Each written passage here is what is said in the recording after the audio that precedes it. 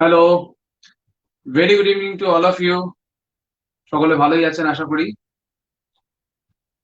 আজকে অনেকদিন পরে আপনাদের সঙ্গে কথা বলার আরো একবার সুযোগ হলো, এবং এই প্রোগ্রামটাকে আপনাদের সামনে আপনাদের সামনে যখন উপস্থাপনা করা হচ্ছে তার আগে যখন আমার কাছে ফোনটি আসে তখন আমি খুব অ্যাপ্রিসিয়েট করি পুরো এন্টায়ার টিম অফ এস লাইভে।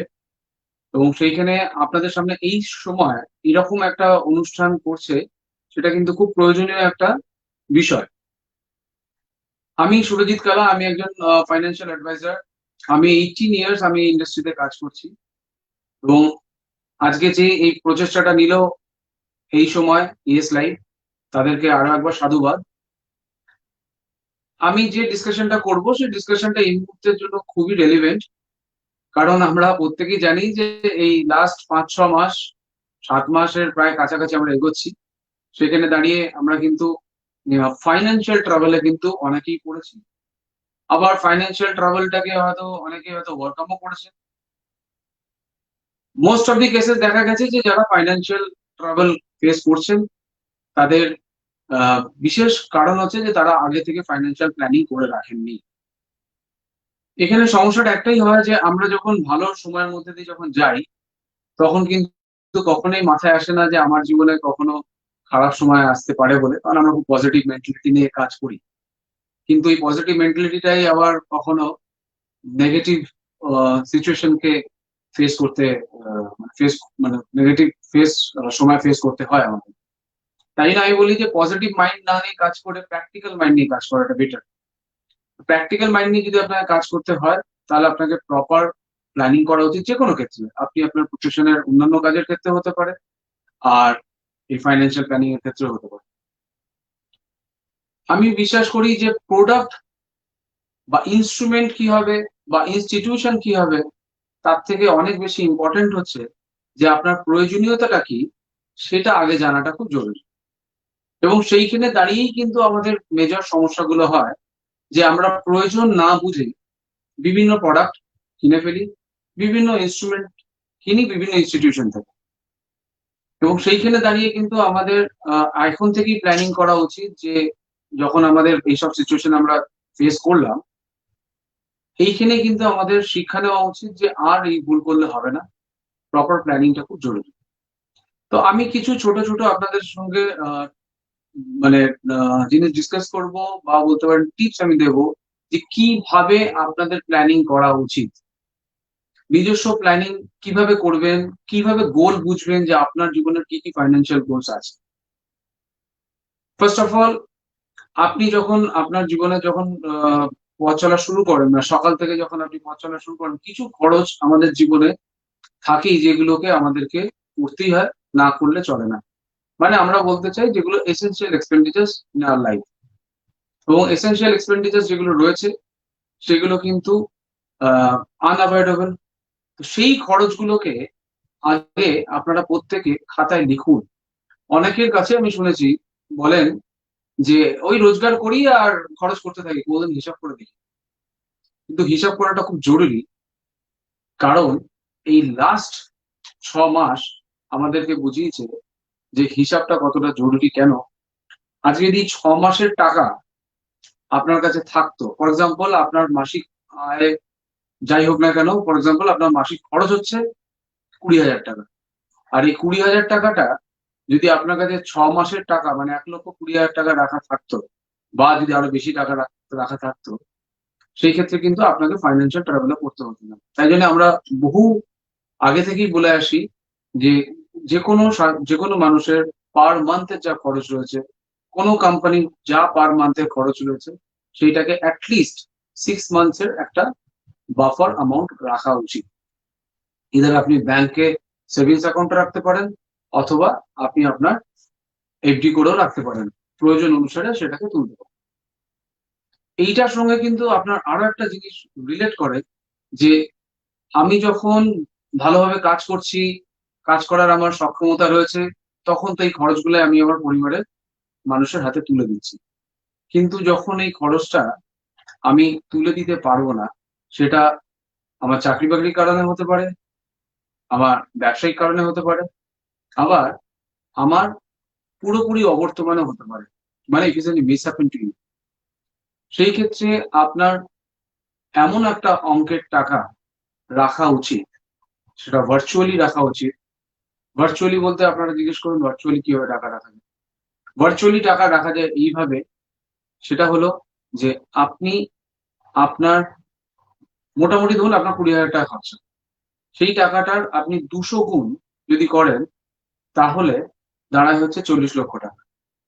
তাহলে 40 লক্ষ টাকার ইদার আপনার কাছে সম্পত্তি হতে পারে, আপনার কোন রকম বাড়িতে ইনভেস্ট থাকতে পারে, জমিতে ইনভেস্ট থাকতে পারে, গোল্ড থাকতে পারে, অথবা আপনার কাছে ইকুইভ্যালেন্ট অ্যামাউন্টের ইন্স্যুরেন্স কভারেজ আছে।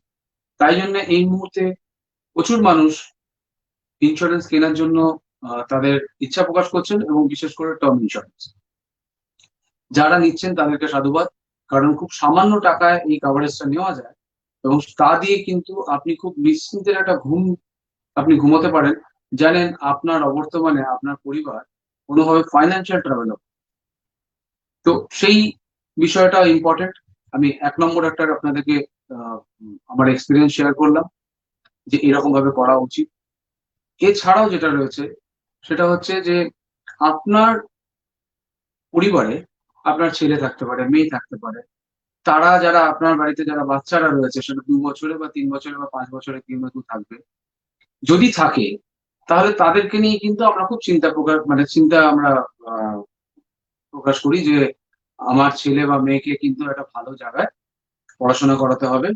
সেটা এখন থেকেই তার স্কুল হতে পারে, কলেজ হতে পারে, অথবা হায়ার এডুকেশনের ক্ষেত্রে। হায়ার এডুকেশনের ক্ষেত্রে আমি দেখেছি যে বাবা মারা প্রচন্ড চিন্তা করেন, কিন্তু কি করবেন, কেন চিন্তা করছেন, সেটা তারা কিন্তু বুঝে উঠতে পারেন না, এবং জিজ্ঞেস করলে পরে প্রপার আনসারও করতে পারেন না। তাই জন্য আমি একটা আপনাদেরকে এক্সপিরিয়েন্স শেয়ার করি যে কিরকম সাধারণত হয়ে থাকে এই সিচুয়েশনটা। সেটা হচ্ছে যে আজকে যদি আপনার বাচ্চার বয়স যদি 3 বছর হয়, আমি একটা এক্সাম্পল দিচ্ছি, তাহলে 18 বছর বয়স থেকে মোটামুটি 20 থেকে 22 বছর বয়স অব্দি তার পড়াশোনার পিছনে একটা খরচ হয়। এবং এই 18 বছর বয়সে গিয়ে কি পড়াশোনা করবে, সেটা কিন্তু বিং আ পেরেন্টস কেউই বলতে পারে না, এমন সম্ভব না। আবার অনেকে তার ইচ্ছা প্রকাশ করেন যে আমি আমার ছেলে বা মেয়েকে এই এডুকেশনটা দিতে চাই, এই স্ট্রিমে তাকে আমি পাঠাতে চাই। সেটা যদি নির্ধারণ হয়ে থাকে, তাহলে পরে খরচটাও কিন্তু আমাদেরকে নির্ধারণ করতে হবে। কিভাবে অ্যাজিউম করবেন? যে স্ট্রিমে দিন না কেন আপনি, দেখা যায় কম বেশি একটা অ্যামাউন্ট লাগেই, যে টাকাটা না থাকলে কিন্তু আপনার এডুকেশন কমপ্লিট করানো সম্ভব নয়। আপনি যদি একটুখানি গুগল করেন, দেখবেন যে মোটামুটি 8 থেকে 10 লক্ষ টাকা, 12 লক্ষ টাকা, 15 লক্ষ টাকা, আরো অনেক বেশি টাকা খরচ হয় অনেক ক্ষেত্রে, যদি আপনি বিদেশে পড়াতে চান, বা হয়তো আমাদের দেশেই হয়তো কোনো ইনস্টিটিউশনে পড়াতে চান যার হয়তো খরচ আরো বেশি। তাহলে ক্যালকুলেশন করতে হবে যে 2020 সালে দাঁড়িয়ে যদি 10 লক্ষ টাকা খরচ হয়, একটা এক্সাম্পল যদি আমরা নিই আবার, তাহলে পরে আজকের ডেটের 10 লক্ষ টাকা আজ থেকে 15 বছর পর, মানে যদি আপনার বাচ্চা 3 বছর বয়স হয়, তাহলে 18 বছর বয়স থেকে যদি টাকা লাগে, তাহলে আজকের ডেটের এই 10 লক্ষ টাকা 15 বছর পর কিন্তু 10 লক্ষ টাকা নয়। তো এই খরচটাকে আপনাকে এখন থেকেই ক্যালকুলেট করতে হবে। করে দেখা গেল সেই টাকাটার অঙ্কটা দাঁড়াচ্ছে হয়তো আপনার 15 ইয়ার্স, অ্যারাউন্ড 17 to 18 ইয়ার্স, 18,000, ও এক্সট্রিমলি সরি, 18 লাখ। তো সেই জায়গায় দাঁড়িয়ে 18 লাখ যদি আপনাকে যদি প্ল্যান করতে হয়, তাহলে এখন থেকেই প্ল্যানিং করতে হবে। অথবা আপনি বলতে পারেন যে না, আমি তখন গিয়ে 18 লাখের একটা লোন নিয়ে নেবো, এডুকেশনাল লোন। দেখুন সমস্যাটা কোথায় হয়, আমাদেরকে বুঝতে হবে যে এই মুহূর্তে যদি আপনি প্ল্যান করেন, তাহলে আপনি পাবেন ইন্টারেস্ট, আপনি ইন্টারেস্ট আর্ন করবেন। আর যদি আপনি তখন গিয়ে আপনি লোন নেন, তখন আপনাকে ইন্টারেস্ট পে করতে হবে। সো আমরা প্রত্যেকেই বুঝি যে ইন্টারেস্ট আর্ন করাটা জরুরি, ইনস্টেড অফ পেইং ইন্টারেস্ট। তাহলে এখন থেকে যদি আমরা প্ল্যানিং করি, তাহলে আমরা 18 লাখের গোলটাকে রিচ করতে পারি। আর তখন গিয়ে যদি আমাকে প্ল্যান করতে হয়, তখন আপনার মানে বিইং আ প্যারেন্টস আপনাকেও এলিজিবল হতে হবে 18 লাখের লোন নেওয়ার জন্য। সো বেটার আজকে থেকেই একটা প্ল্যানিং করা উচিত। ইনস্ট্রুমেন্ট পরবর্তীকালে চিন্তা ভাবনা, আগে গোলগুলোকে চিন্তা ভাবনা করা উচিত যে আপনার জীবনে কি কি গোল আসতে পারে বা সেই গোলের অঙ্কই বা কি হবে। তারপরে থাকে হচ্ছে যে আপনি আজকের ডেটে যে এফর্টটা দিয়ে কাজ করছেন, সেম এফর্টটা দিয়ে কিন্তু আগামী দিন আপনি নাও কাজ করতে হতে পারেন আপনি। কেন? একটাই কারণে যে আজকে যে ওয়ার্ক এফিসিয়েন্সি রয়েছে আপনার মধ্যে, সেই ওয়ার্ক এফিসিয়েন্সি হয়তো নাও থাকতে পারে অসুস্থতার কারণে, বা অনেকদিন কাজ করার পর মনে হলো যে আর কাজ করতে ইচ্ছা করছে না বা একটুখানি রেস্ট নিই। সেই জায়গায় দাঁড়িয়ে আপনার বয়স যদি আজকে 40 ইয়ার্স হয়, তাহলে আফটার 60, মানে আজ থেকে 20 বছর পর আপনার মোটামুটি কত টাকা খরচ লাগবে তার একটা ক্যালকুলেশন করা এখন থেকেই জরুরি। ধরুন 20 বছর পরে আপনার কিন্তু হয়তো এই খরচগুলো থাকবে না, অনেক খরচ কাটল হবে, অনেক খরচ অ্যাড হবে। যদি আমি কাটলের জায়গায় যাই, কি কি কাটল হবে, যে হয়তো আমার কিছু অ্যামিউজমেন্ট খরচ রয়েছে, যেগুলো অ্যামিউজমেন্টের পিছনে আমি খরচ করি, সেইগুলো খরচগুলো থাকবে। কিন্তু আবার অনেক খরচ কিন্তু সেখানে অ্যাড হবে। তো যখনই সেই খরচগুলো অ্যাড হচ্ছে আপনার উপরে, তখন কিন্তু ওগুলোকে যদি আপনি মিট না করতে পারেন, আপনার একটা অসুবিধা পড়তে হতেই পারে। এবার আমরা যদি আবার একটা এক্সাম্পল সেট করি, যে আজকের ডেটে যদি আপনার 20,000 টাকা খরচ হয়ে থাকে পার মান্থ, সেগুলো 20,000 টাকার খরচটা ইদার আপনার 15,000 টাকা হতে পারে আগামীতে, অথবা কিছু খরচ বেড়ে হয়তো 25,000 টাকা। এবার এই 25,000 টাকা যখন খরচটা আপনি আজকের ডেটে করতে পারছেন, তখন যদি মানে 60 বছরের পরে যদি আপনি না করতে পারেন, তখন কিন্তু মানসিকভাবে খুব যন্ত্রণার মধ্যে পড়তে হয়। বয়স্কদের এটা একটা বড় সমস্যা। কারণ তারা যদি নিজেদেরকে প্ল্যান না করে থাকে ঠিক মতো, তখনই তাদেরকে নির্ভরশীলতা মানে নির্ভর হতে হয় হচ্ছে তার ছেলে মেয়ের ওপরে, বা তাদের আহ, পরিবারের অন্যান্য মেম্বারদের উপরে। তাই জন্য যদি এখন থেকেই একটা সুন্দর প্ল্যান করা যায়, যে আজকে আমার খরচ হচ্ছে 20,000 টাকা, তো ইনফ্লেশনকে যদি আমি ক্যালকুলেট করি, সেক্ষেত্রে 20,000 টাকার ইনফ্লেশন রেট যদি আমি 6% ধরি, তাহলে আজ থেকে 15 বছর পরে ওই খরচটা রাফলি অ্যারাউন্ড 40,000 মতন হওয়া উচিত। এবং যদি 40,000 যদি আপনাকে পার মান্থ পেতে হয়, তাহলে অ্যাপ্রক্সিমেটলি আপনার কাছে 80 লাখের একটা ফান্ড থাকতে হবে। 80 লাখের যদি আমি ধরি, ব্যাংক রেট অফ ইন্টারেস্ট ওই সময় কমবেই মনে হয়, কারণ এতদিন অব্দি ব্যাংক রেট অফ ইন্টারেস্ট ভারতবর্ষে এক থাকবে না। যদি আমি একটু হায়ার সাইডেই ধরি, যদি 6% রেট অফ ইন্টারেস্ট হয়, একদমই হায়ার সাইডে ধরছি, তাহলে 80 লক্ষ টাকার 6% ক্যালকুলেট করুন এবং তাকে মান্থলিতে ডিভাইড করুন 40,000 টাকা। তার মানে আমাকে গোলটা নির্ধারণ করতে হবে যে আমার 20,000 টাকার খরচ আমি মিট করবো নাকি 40,000 টাকার খরচ মিট করবো। সো অ্যাকর্ডিংলি আপনার নিডটাও বাড়তে থাকবে। নিড যখন বেরিয়ে গেল, তখন আপনি ইনস্ট্রুমেন্ট ঠিক করুন, তখন আপনি ইনস্টিটিউশন ঠিক করুন। এরপরে যেটা আসছে সেটা হচ্ছে যে ইমার্জেন্সি নিড। একজন মানুষের জীবনে ইমার্জেন্সি নিড কি কি আসতে পারে? আগেও বলেছি যে 3টে কারণে একজন মানুষের পার মান্থের খরচ অফ হতে পারে, মানে আর্ন করা অফ হতে পারে। এক হতে পারে জবলেস, বিজনেস বন্ধ হয়ে গেছে। দ্বিতীয় হতে পারে তার অ্যাক্সিডেন্টালি কোন রকম ডেথ হয়েছে। And third is very painful, due to an accident permanent disability হয়েছে। যদি সেটা হয়, তখন কিন্তু কোনোভাবেই আপনার ফিরে তাকানোর সুযোগ নেই, কারণ আপনার কাছে আর সময় নেই। তো তাই জন্যে অন্তত পক্ষে নিজেদেরকে ইনশিওর করে রাখা উচিত সেই অঙ্কে যতখানি টাকা আপনার পার মান্থের দরকার লাগে। আর যদি আমার জবলেস হয়, তাহলে আমি 6 মাসের জন্য টাকা জমিয়ে রাখবো আগামী দিনে। যে আজকে যেটা আমার খরচ 20,000 টাকা, তাহলে আমাকে যেভাবে হোক 1,20,000 টাকা ব্যাংকে রাখতে হবে। অতএব আগামী দিনে যদি কোনো রকম আবার এরকম কোনো পরিস্থিতির মধ্যে আমাকে পড়তে হয়, তাহলে আমি পার মান্থের খরচটাকে চালাতে পারি। আর কি ইমার্জেন্সি আসতে পারে? আরেকটা আসতে পারে হচ্ছে আপনার কোনো রকম মেডিকেল ইমার্জেন্সি। আজকে যেটা আমরা খুব ভালো মতন জানি, মেডিকেল ইমার্জেন্সি নিয়ে মানুষের খুব চিন্তা। এবং সেই ইমার্জেন্সি যে নিড গুলো রয়েছে, তার মধ্যে করোনা নিয়ে অনেকেই চিন্তিত। এই কোভিড সিচুয়েশনে কিন্তু অনেকেই ভাবেন যে আমি যদি হসপিটালাইজড হই তাহলে পর আমার কাছে অত টাকার মেডিক্লেম নেই যতখানি টাকা আমাকে হসপিটালে খরচ করতে হবে। আর যদিও এখন দেখা যাচ্ছে যে most of the cases hospitalise না হয়েও বাড়িতে থেকেও তারা ট্রিটমেন্ট করছেন, এবং বাড়িতে থেকে যে ট্রিটমেন্টটা করছেন সেটাতেও কিন্তু এটা মোটামুটি খরচ হচ্ছে, যেই খরচগুলো কিন্তু আমাদের নর্মাল যে মেডিক্লেম বা আমাদের হেলথ ইন্স্যুরেন্স নেওয়া রয়েছে তাতে আমরা সেই কভারেজ গুলো পাই না। এবং এমনিতে যে আমাদের হেলথ ইন্স্যুরেন্স গুলো করা রয়েছে তাতে কিন্তু পিপিই কিটের কোনো খরচ হসপিটালাইজ হলে দেয় না। তাহলে আমার কি করতে হবে? যদি মনে করেন যে আমি নিজেকে সুরক্ষিত রাখবো, তাহলে গভর্নমেন্ট অফ ইন্ডিয়ার একটা ইনস্ট্রাকশন ছিল, প্রত্যেকটা কোম্পানি তারা নিজেরা নিজেরা তাদের মতন করে ডিজাইন করেছেন প্ল্যান, এবং প্রিমিয়ামকেও ডিজাইন করেছেন। সেই প্ল্যানটার নাম হচ্ছে করোনা কভারেজ। করোনা কভারেজ অনেকেই নিচ্ছেন এই কারণে যে যদি কোনো রকম দরকার লাগে তাহলে পরে আমাকে এইটা হেল্প করে দেবে। পিপিই কিটের খরচটা বেশ টাকার হচ্ছে, সেই টাকাটাকে আমি পেয়ে যাবো এখান থেকে। অথবা যদি বাড়িতে খরচ হয়, বাড়িতে থাকলে পরে আমি খরচ পাবো।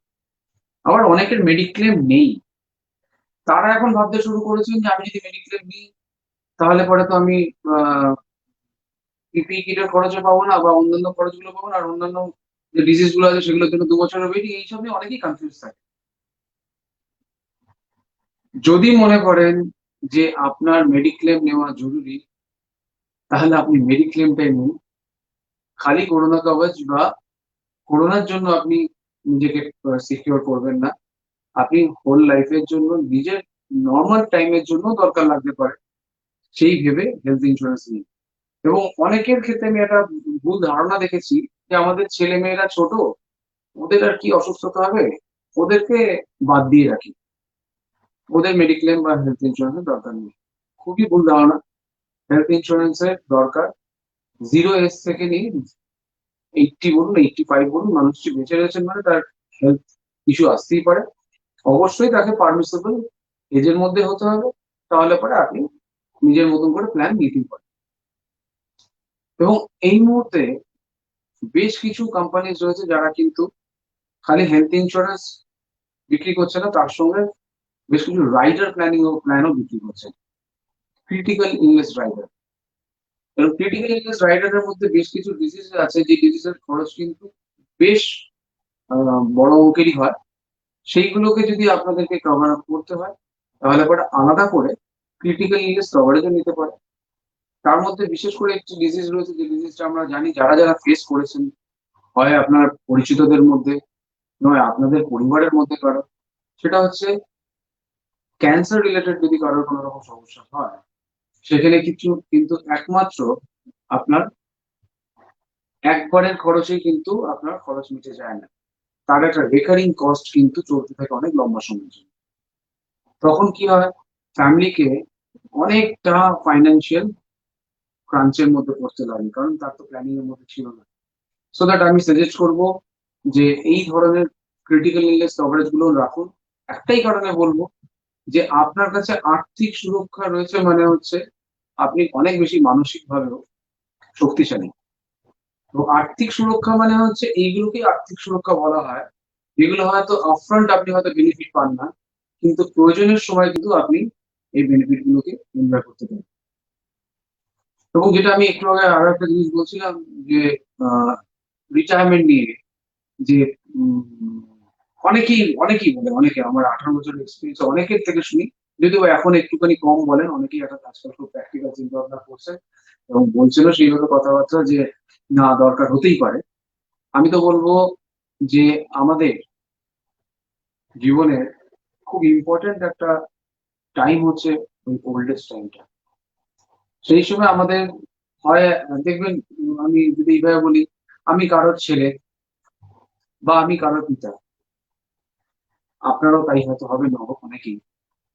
সেই ক্ষেত্রে আমার ছেলে মেয়ে যদি বিদেশে চলে যায় পড়াশোনা করতে, সেখানে যদি থেকে যায়, তারা নিজেরা সেখানে সেটেলড হয়, তাদের হয়তো যদি এখানে ফেরা না হয়, অনেক সময় দেখা যায় যে তারা ফিরতে চাইছেন, ফিরতে পারছেন না, কারণ তারা কাজের মধ্যে জড়িয়ে পড়েছেন।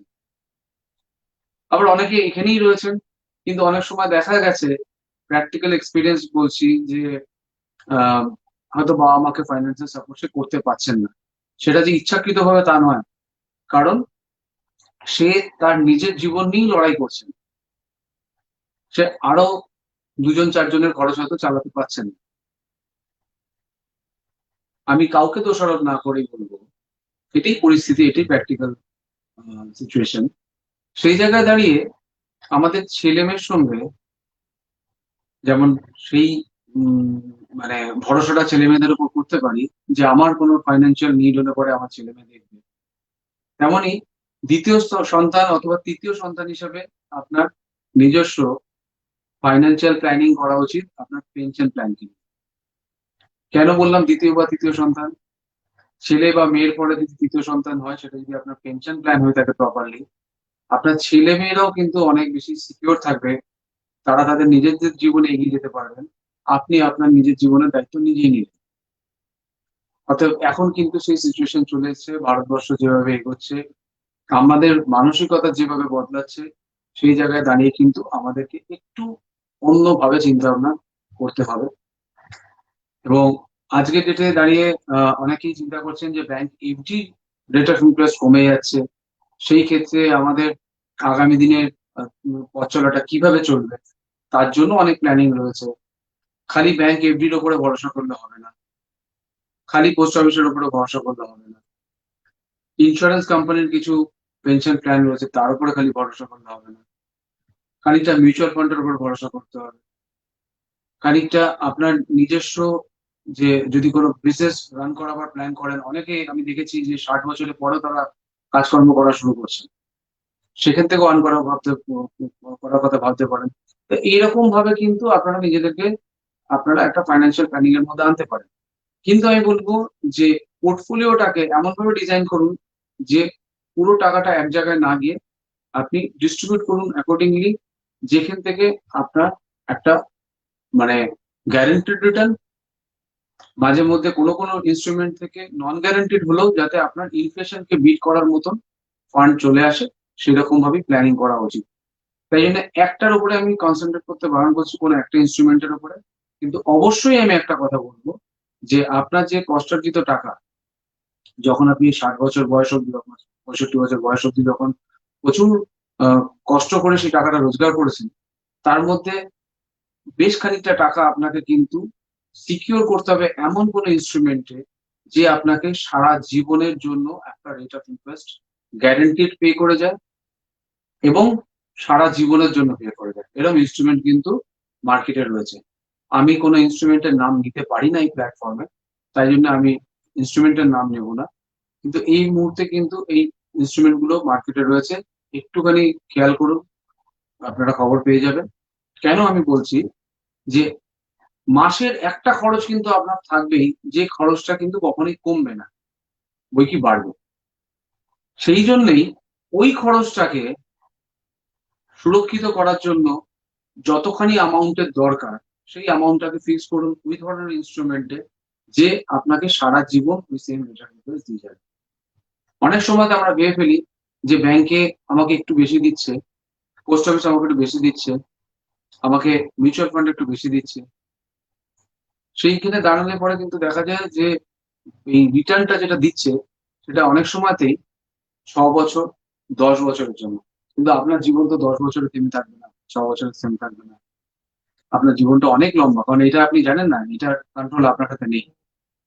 তো সেই কারণেই সেই ইনস্ট্রুমেন্ট গুলোকেও নেওয়া উচিত, যেগুলো আপনাকে এখনো অব্দি সাপোর্ট দেওয়ার মতন তারা কমিটমেন্ট করছেন। এছাড়াও এসডব্লিউপি রয়েছে, অনেকে এসটিপি তে বিশ্বাস করেন। এসডব্লিউপি তো খুবই ভালো একটা প্রচলিত এই মুহূর্তের একটা কনসেপ্ট, যেটা অনেক বয়স্ক মানুষ নেন, এবং তারা মার্কেটের সঙ্গে লড়াই করার জন্য এই ইনস্ট্রুমেন্টটাকে তারা অ্যাকসেপ্ট করেন। কেন? যে জানে যে ইনফ্লেশনকে যদি আমাকে বিট করতে হয়, তাহলে খানিকটা আমাকে ভোলাটাইল ইনস্ট্রুমেন্টও রাখতে হবে, কিন্তু একটুখানি কনজারভেটিভ মোডে। তাই জন্য আগে নিজেদের রিস্ক অ্যাপাটাইটটা ক্যালকুলেশন করুন, যে আমার কতখানি টাকা না রাখলে পরে আমি অসুবিধায় পড়ে যাব, ততখানি টাকাকে আগে সিকিউর করুন, তার পরবর্তী অঙ্কের টাকাটাকে নিয়ে আপনারা এই ধরনের ইনস্ট্রুমেন্টে যান। অতএব কোন ইনস্ট্রুমেন্ট ভালো বা খারাপ সেটার বিচার করবেন যে আপনার ক্ষমতা কতখানি রয়েছে সেটা। এছাড়াও অনেকের চিন্তা ভাবনা হচ্ছে যে এই মুহূর্তে কি নতুন এসআইপি স্টার্ট করা উচিত, এসআইপি গুলো যেগুলো ছিল সেগুলোকে তুলে নেওয়া উচিত। আমি বলবো যে যেগুলো রয়েছে সেগুলোকে সেইভাবেই রাখুন।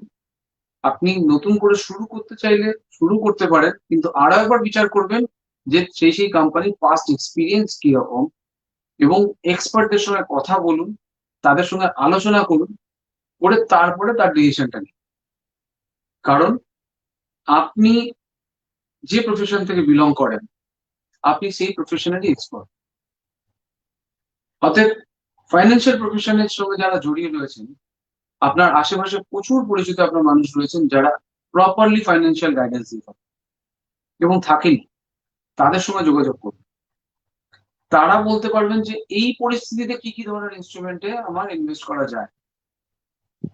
তার মানে আমি বলতে চাইলাম এটাই, যে উইথড্রর কথা আমি বলছি না, যেরকম আছে সেরকম রাখুন। একবার পোর্টফোলিওটাকে নিয়ে অ্যানালিসিস করুন, একবারে ভয় খেয়ে গিয়ে তুলে নিই, আবার আহ অনেক সময় মোটিভেটেড হয়ে গিয়ে ভাবি যে পুরো টাকাটাই সেখানে রেখে দিই না। একটু আগে অ্যানালিসিস করুন পোর্টফোলিওটা।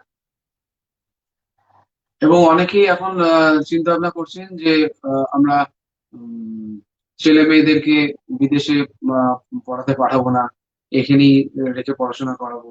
এখানকার উম, বাইরে গেলে পরে আমাদের ছেলে মেয়েদের ফিরিয়ে নিয়ে আসতে অসুবিধা হচ্ছে, করোনার সময় যা দেখলাম আমরা। তো সেই জায়গায় দাঁড়ালে তো আপনার বিদেশের থেকে তো আহ, আমাদের দেশে খরচের মানে পড়ালেখার খরচটা একটু কম, তাহলে আপনাদের কিছু টাকা হলেও সেভ হচ্ছে। তো এই যে সেভিংস এর টাকাটা, সেই টাকাটাকে নিয়ে আপনারা নিজেদের প্ল্যানিংটা করুন। কারণ নিজেদেরকেও কিন্তু ভাবতে হবে যে আমার নিজেরও একটা বয়সকাল রয়েছে, আমারও নিজেরও একটা সময় ফাইন্যান্সিয়াল নিড থেকে যাবে। নিজেকে যদি প্ল্যানিং না করি তাহলে পরে আমার অন্য লোকের দায়িত্ব আমি নিতে পারবো না। সো দ্যাট এইসব নিয়েই আমার আজকে ডিসকাশন গুলো ছিল। এবং বেশিক্ষণ সময় নেব না, তাই জন্য আমি খুব অল্প সময় আপনাদের সঙ্গে কথা বললাম, এবং যে যে জায়গাগুলো মনে হলো যে আমি আপনাদের সঙ্গে শেয়ার করি। কারণ নিড গুলোকে যদি জানা যায় তাহলে পরেই প্ল্যানিং করা যায়। আর তারপরে হচ্ছে অনেকেই বলতে পারে যে আমার কোনো ফাইন্যান্সিয়াল নিড নেই কিন্তু আমি সেভিংস করতে চাই, আমি একটু টাকা জমাতে চাই। তার জন্য তো মার্কেটে অনেক ইনস্ট্রুমেন্ট রয়েছে, তার জন্য গুগলেই আর কি আপনাকে অনেক কিছুই বলে দেবে। আর যদি মনে হয় যে জানার দরকার আছে, তাহলে যারা অ্যাডভাইজার তাদের সঙ্গে কথা বলুন। কিন্তু নিজেদের নিড গুলোকে আগে নিজেরা ক্যালকুলেশন করুন। যা যা আজকে আমি আপনাদের সঙ্গে যে ডিসকাশন গুলো করলাম, এর বাইরে কিন্তু খুব একটা বেশি আমাদের নিড হয় না। এবার আপনি বলতে পারেন যে আমি ঘুরতে যাব, আমি আমি একটা ফরেন ট্যুর করবো, তার জন্য আমার একটা অ্যামাউন্ট তৈরি করতে হবে, সেটাকে কিভাবে করবো সেটা খুব ভালো মতনই জানো। কোনো একটা ইনস্ট্রুমেন্টের মধ্যে যে দিলাম, যেটা আমার 1-1.5 বছর পরে সেই টাকাটা চলে আসলো, সেই টাকা দিয়ে আমি ঘুরতে চলে গেলাম। কিন্তু এটা জীবনের প্রায়োরিটির মধ্যে কিন্তু ফার্স্ট প্রায়োরিটিতে আসে না। তাই না আমি বলছি যে প্রায়োরিটি অনুযায়ী নিজেদের গোলটাকে মানে অ্যানালিসিস করুন। আর আমি যে ডিসকাশন গুলো করলাম সেই প্রত্যেকটা ডিসকাশনের মধ্যে ছিল হচ্ছে এসেনশিয়াল নিডস। আমি কোন রকম বিনোদনের কোনো খরচের কথা বা ফাইন্যান্সিয়াল গোলের কথা আমি বলিনি। থাকতেই পারে আপনাদের জীবনে, সেগুলো যদি আপনারা বছর সেট করেন যে এই অমুক সালে আমার টাকার দরকার, তাহলে অমুক সালটাকে ঠিক করুন। আর সেই সালে কত টাকার দরকার লাগবে সেটাকে প্ল্যানিং করুন। তাহলে বেরিয়ে আসবে যে আমি কোন ইনস্ট্রুমেন্টে যাব। তো কিছু গোল রয়েছে, যেমন যে গোলগুলোকে কিন্তু ভোলাটাইল ইনস্ট্রুমেন্ট দিয়ে আমরা মিট করতে পারি না। কারণ হতেই পারে যে সেই পার্টিকুলার ইয়ারে গিয়ে, ভোলাটাইল মানে মার্কেট রিলেটেড যেসব ইনস্ট্রুমেন্ট গুলো রয়েছে, দেখা গেল সেই বছরে পার্টিকুলার ইয়ারে গিয়ে হয়তো মার্কেট ক্র্যাশ করে গেছে। আপনি আপনার সেই গোলটাকে কিন্তু প্রলং করতে পারবেন না, আপনাকে ওই বছরেই ওই মাসেই ওই টাকাটা দিতে হবে। তাহলে সেই ধরনের গোলগুলোর জন্য অবশ্যই গ্যারান্টিড ইনস্ট্রুমেন্ট গুলোতে টাকা রাখুন। আর যদি সেই গোলটাকে ফ্লেক্সিবল করতে পারেন যে না আমার 2032-এর জায়গায় 2033 হলে চলতে পারে, 35 হলে চলতে পারে, তখন আপনি ভোলাটাইল ইনস্ট্রুমেন্টে রাখতে পারেন বা ব্যালেন্স করে রাখতে পারেন। So this is all about এই ধরনেরই ডিসকাশন নিয়ে আপনাদের সঙ্গে কথা বলবো বলে এসেছিলাম। এবং যদি কোনো রকম প্রশ্ন থাকে তাহলে পরে আপনারা কমেন্ট বক্সে গিয়ে কমেন্ট করুন। আমি এই সেশনের পরে পরপর প্রত্যেককে আমি উত্তর দেব, এবং কেমন লাগলো অবশ্যই জানাবেন। আরো একবার আমি ইয়েস লাইভের সকল মেম্বারকে আমি ধন্যবাদ জানাই এরকম একটা সুন্দর অনুষ্ঠান করবার জন্য, এবং সাধুবাদও জানাই। অতএব আগামী দিনে আপনারা এরকম প্রোগ্রাম করবেন সেই বিশ্বাস আমরা সকলেই রাখলাম। আপনারা প্রত্যেকে ভালো থাকবেন, সাবধানে থাকবেন, খুশি থাকুন, খুব ভালো থাকুন। আর এই পরিস্থিতিতে আমরা এখন রয়েছি, তবে সারা জীবন থাকবে না এই পরিস্থিতি আমরা প্রত্যেকেই জানি। কিছুদিন পরেই হয়তো আমরা কাটিয়ে উঠবো। অতএব সেই ভালো দিনের আশাতেই আমরা আজকে এখানেই আমাদের ডিসকাশনটাকে শেষ করলাম। ভালো থাকবেন। নমস্কার।